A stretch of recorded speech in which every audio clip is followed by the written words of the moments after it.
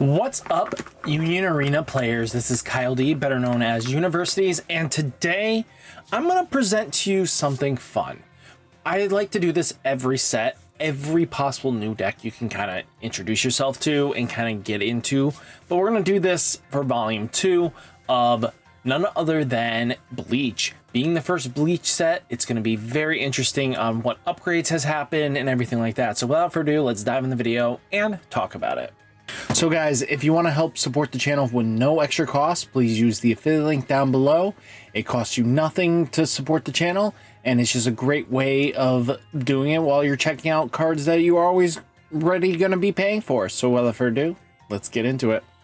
So first off, as you guys know, this Stern Ritters was a deck, slightly an early concept for Bleach that focused on just having the bodies kind of be played like raidless Bleach, just slamming the bodies down, using Yuhabog and Jugurum to kind of just manipulate the board in a way that you are getting some great advantages and stuff like that. Well, with that territory, new things have come into play. First off, Oryu, just being able to, if you have Yuhabog, you may choose all. So switching one character on your front line and energy line, swap them, can be very useful, especially in certain circumstances. And then this character gains 1000 DP for the turn. You know, by discarding a little bit doesn't hurt too much. But then you also have the new addition of Bazby. This one is place one card from your hand into the sideline, choose one character with 15,000 DP or more on your opponent's front line. It loses 1,000 until end of turn. So you kind of get in some decent numbers and be able to hit your opponent in some interesting ways. There wasn't really much in Volume 2 that kind of helped with the Stern Ritter deck. It feels like it's the weakest out of everything in Bleach that you can physically do. And they do have Blunt. This is a new event card, so choose up to one character on the field that gains 1000 DP on the end of turn. Choose up to one character on your opponent's front line and loses 1000 until the end of turn. So being able to proc Yuhabog's skills, if two or more characters have been sidelined, gain 1000 DP and damage attack 2, you know, and then he has a great when played effect.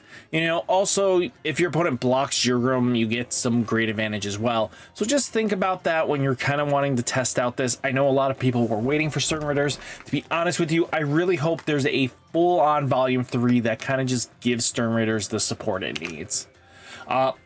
Now we have Mayori. So if you guys don't know, Mayori is probably a big fan favorite. This psychopath is always a great time on the field. So first off, choose up to one Nemu or the Kortsuchi Corpse unit. Affinity characters on the field, it gains 1000 DP and impact until the end of turn. And if on the front line, you can only activate this ability if a character on your field has been sidelined the turn. Play one blue Nemu with 1 AP or blue character with the Corpse unit affiliate 1 AP from your sideline, set it to your field rested. So just some great value that it brings into itself is that, you know, Mayori's, you may sideline one character on your field with the Corpse affinity. If you do, choose up to one character on your opponent's front line with BP equal to or less than that character's BP, sideline and draw a card. So what's really interesting is like this Corpse, Dordoni Alessandro del Sococchio, whatever the hell this dude is. I know that people do like Arankars, and this is kind of their introduction to at least being able to play the Arankar decks.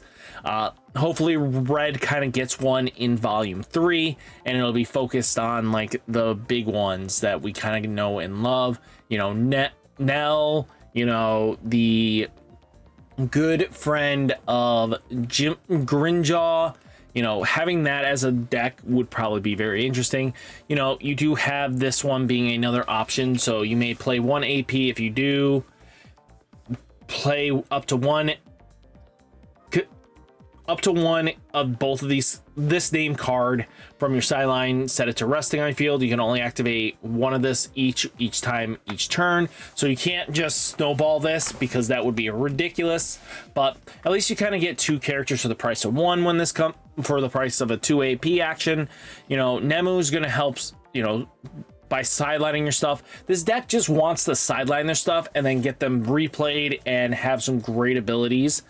Something to just really think about, like Nemu just stays in the back line and being able to sideline one of your corpses, because again, one's going to be place the top 2 into your sideline. This one's going to help you draw a card.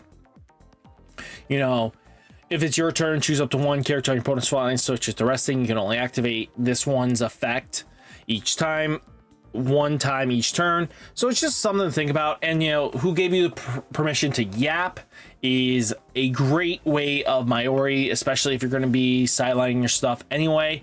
You get some great value because you get to replay your stuff. You know, then you have the corpse unit removal spell, you know, sight, which this is the removal spell. You kind of get bodies out of the way, but this one's going to be main sideline 1 corpse affinity character on your field.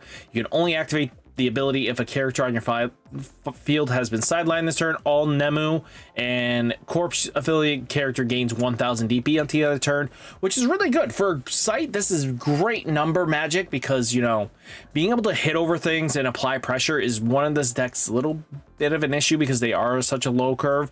And I hate one thing about this deck is that the trigger count sucks.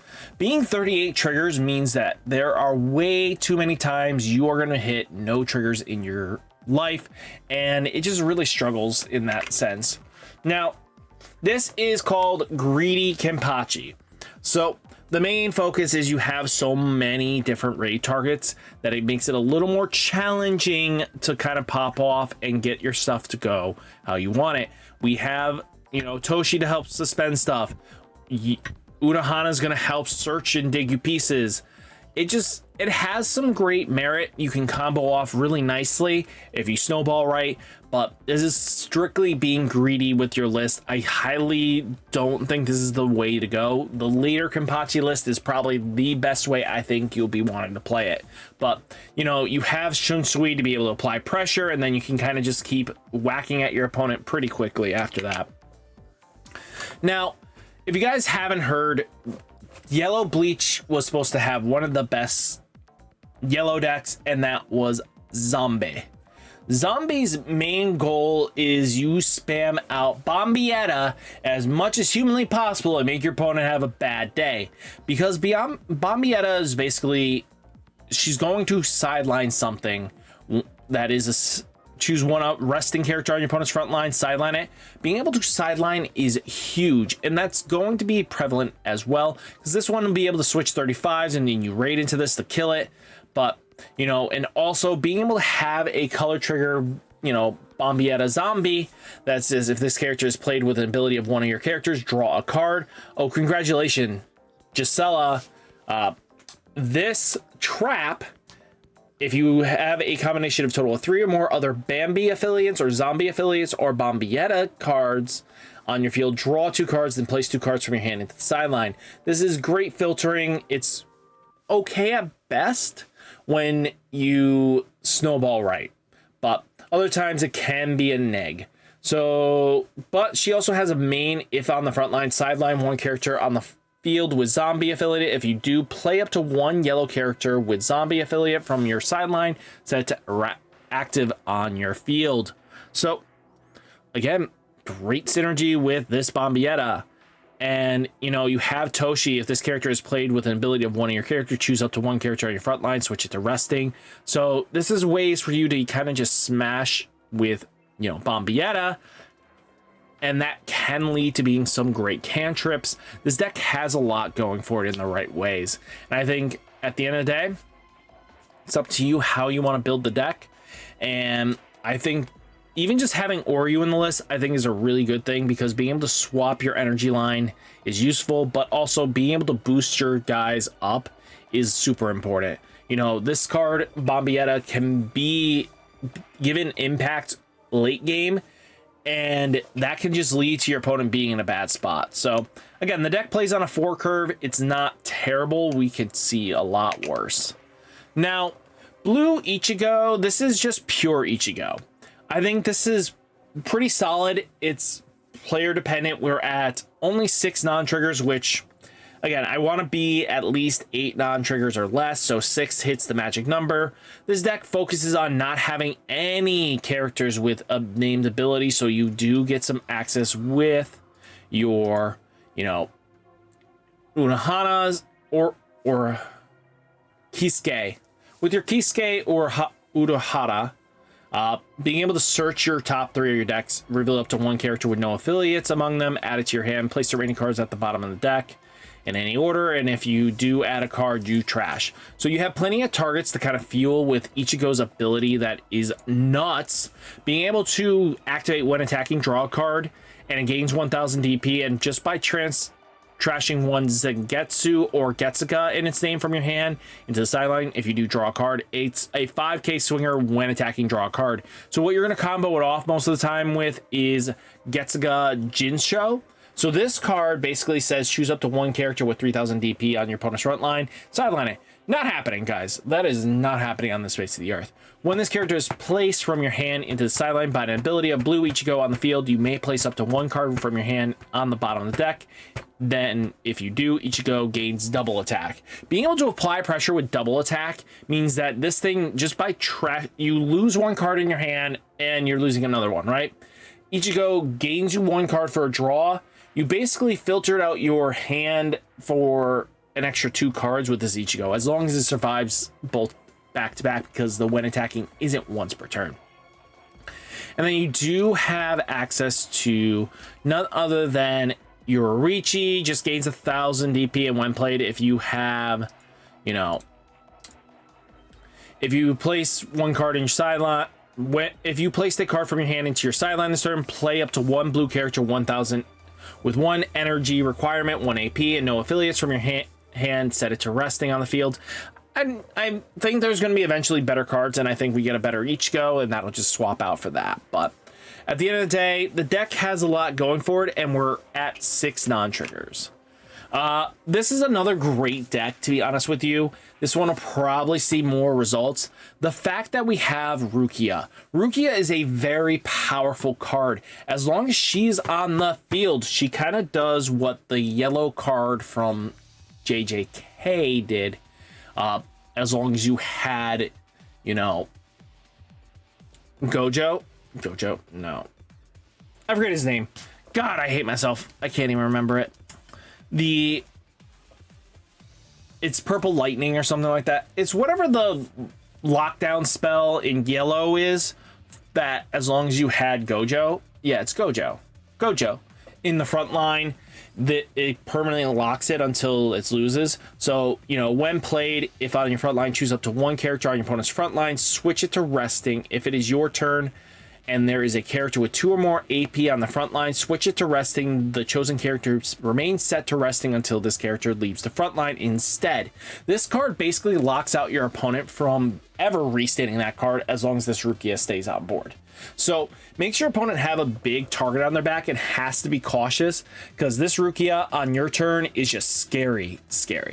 You know, you do have Ichigo in here to be able to combo off with its, you know, Zangetsu, Getsuga, but you are having to play a little bit higher in the 2 APs. Just remember that, because like Renji at least gets you may place 1 card from your hand into the sideline. If you do, choose up to 1 character with AP, 1 of your APs, switch it to active.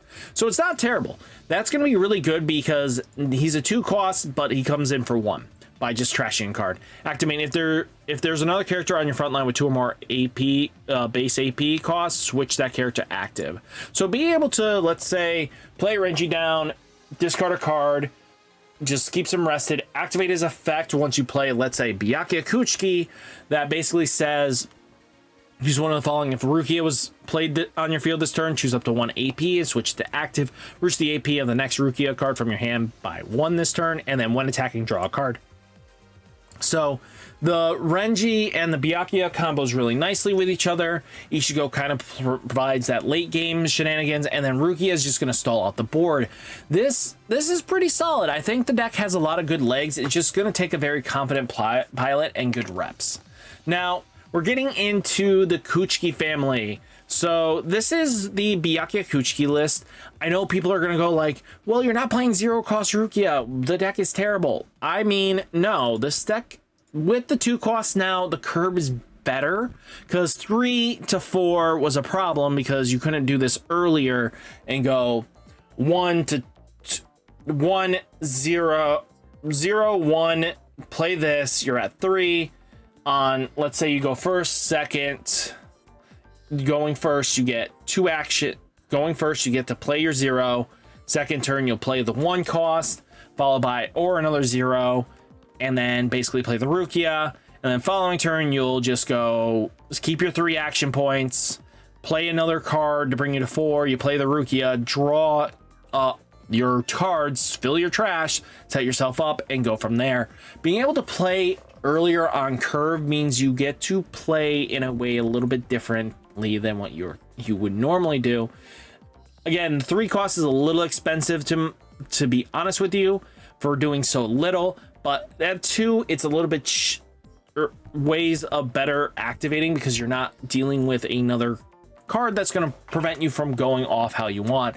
But all in all, Byaka being able to do Byaka Coochi shenanigans is always how it goes. And it got new support in the fact Renji, when played, draw a card, then place 1 card from your hand into sideline. And then you do have Byaka Coochi, choose up to 1 character on your front line, it loses 1000 DP. A little bit better than the 500 you lose, but you know, having this Byaka Coochi minusing 1000 means it combos off with the raid a little bit more effectively, or even your just Senbo and Sakurai's that can just be very, very well done.